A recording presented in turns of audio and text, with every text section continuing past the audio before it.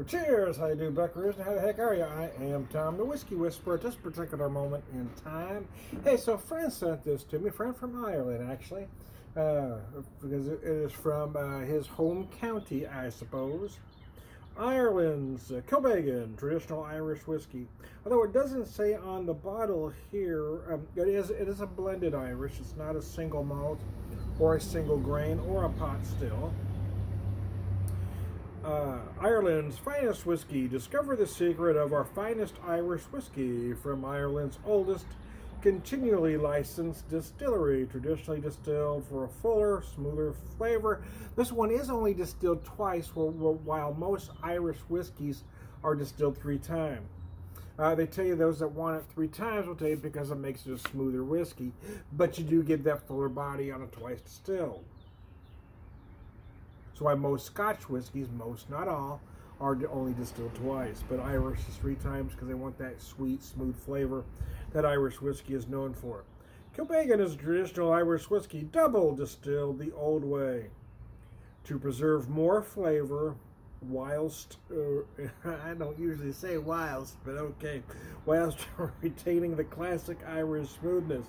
The Kilbeggan distillery was founded in 1757 as Ireland's oldest continually licensed distillery, and to this day has its own working water wheel. So there you go, we put that back there. I've got some poured neat, a jigger, using my my handy dandy jigger pour. I got a 1 ounce here, I got a 1/2 ounce there, gives me a perfect jigger. So I've got exactly 1.5 ounces here, but I'm gonna deal with the rocks version first, because I don't want it to get too watered down. But here's what I got at the moment.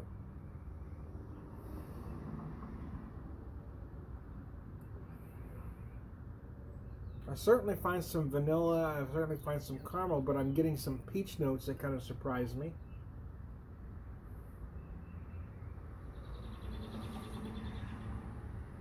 A nice mellow oakiness as well. I'm going to take a drink.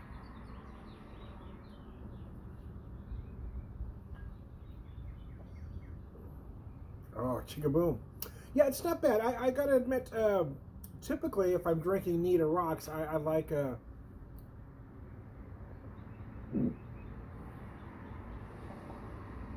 I like a single malt or a single grain or a pot still. But there are certain blends that do lend themselves well. And this one certainly isn't hard to drink neat, but would certainly lend itself well to a highball or a cocktail if you so desire. I don't.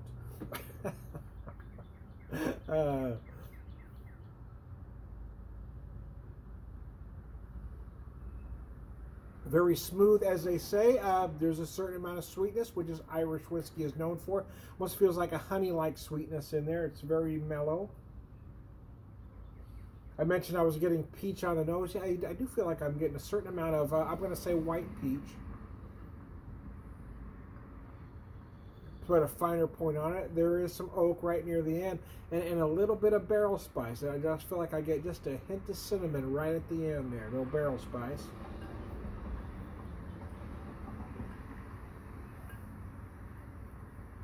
It's gorgeous. So anyway, yeah, Rob, lost his name for a second. Rob from This Drinking Life sent this to me. Those of you on YouTube, look up Rob from This Drinking Life. He does some good stuff. We did a video a couple years ago together. That was fun. I think it was a couple years. Might have just been a year. Who knows? Who can remember such things? It's been a while. I'm getting old, man. I'm getting old. Anyway, I digress.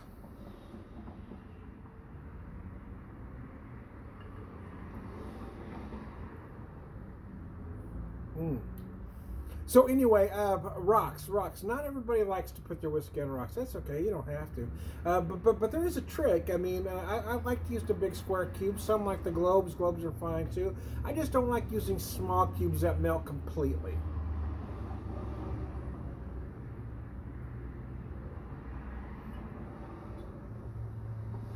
Because for me, there's what I call the sweet spot, where you get that right that right cold, right, that right bit of melt off, right bit of meltage, that nice amount of water really brings all those sugars right to the surface. Now, if you get too much water in there, you kill it completely. There's no doubt about that.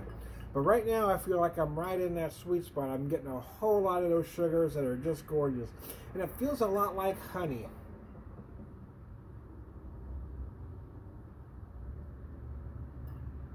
Because it's a nice, mellow, creamy sweetness, a lot like honey.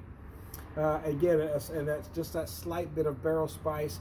I'm getting that peach is very light. The more that I smell, it's the less peach I'm getting. A little bit of vanilla, a little bit of caramel mixed in there. And who knows what you'll get too. So give it a shot. It's certainly, for the price point, it's certainly worth a look.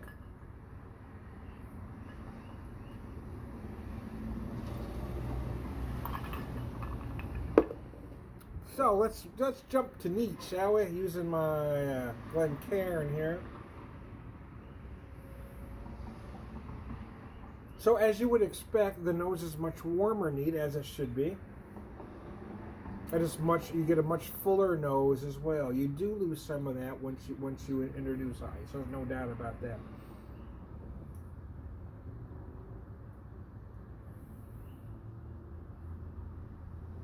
The oak is more apparent. I certainly feel some honey. I also feel like I'm getting some brown sugar notes on the nose that I wasn't feeling big on the rocks version. Not feeling I'm not feeling peach as I was there, but I am feeling some darker fruit notes here on the nose.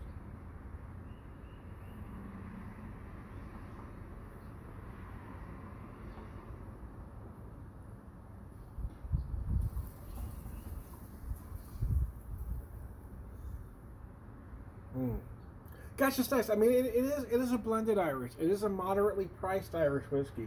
So yeah. I mean, there's nothing wrong with it, neat. It's certainly not hard to drink. A more expensive whiskey may give you more complexities. Who knows? But this certainly is a nice whiskey for the price.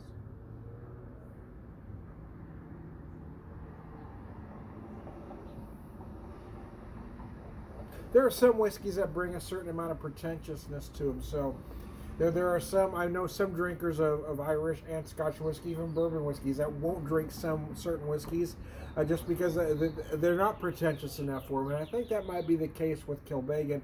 It is, I mean, I'm going to say it's a working class whiskey, and there's certainly nothing wrong with that.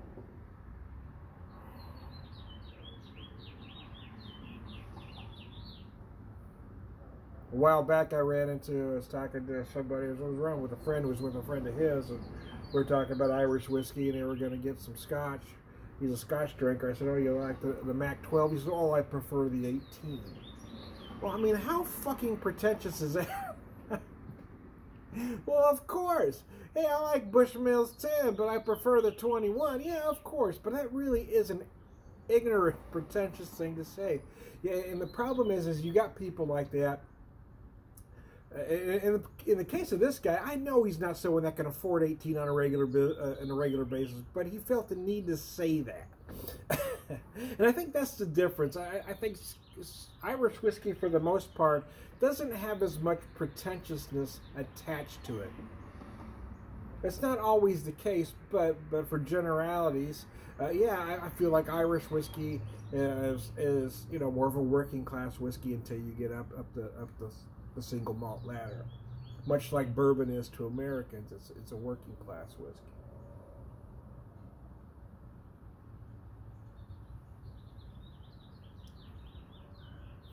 Had a period of time from about probably my late 20s, probably up until I hit 40, where I got to where I was drinking almost nothing but Irish whiskey. But then after, in my 40s, you start seeing a rebirth of bourbon whiskeys. You also start seeing smaller distilleries pop up. Even in my 50s, even over the last 4 or 5 years, we are seeing more. And American whiskeys really have taken, or really have had a rebirth. not necessarily just bourbon, but American whiskeys. A lot of American whiskeys with a similar mash bill to bourbon. They don't necessarily call themselves bourbon for one reason or another. You're getting a lot of good ones. We have a handful of very nice ones here in Missouri. So I'm kind of going back in that direction because I do like the boldness of bourbon.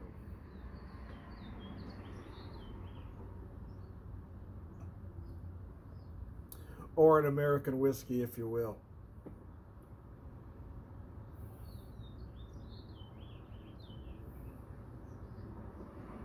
But anyway, I digress. Kilbeggan, it is a nice whiskey.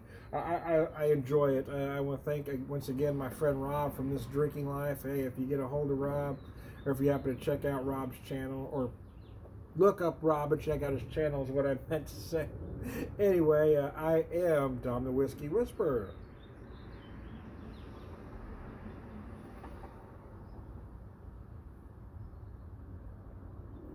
I didn't give you much tasting notes today on the neat version of it, because I got talking about other things. See, that's what I do. So I don't like to call myself a reviewer of any kind, because that's not really what I do. I'm not popping the whiskey to do a review on it. I'm not a critic. I'm a guy who appreciates the whiskey, who appreciates beer. So that's why I don't call myself a reviewer, because in my opinion, a reviewer is a critic. It is their job to find something wrong with it, where every time I pop a beer or open a whiskey, I'm looking for everything good in it.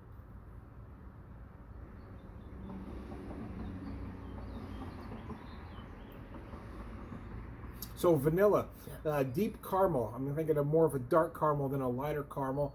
The cinnamon that I mentioned on the rocks version is much more apparent. You really feel that oak come at you in a great big way if you drink it neat.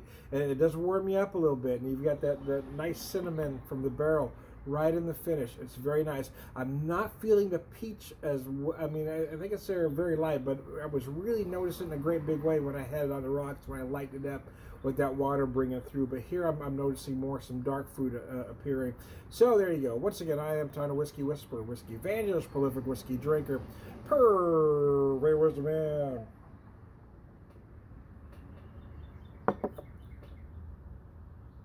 All right, good guy. I got to get inside. I got some food cooking. I'll be back. Maybe. Who knows?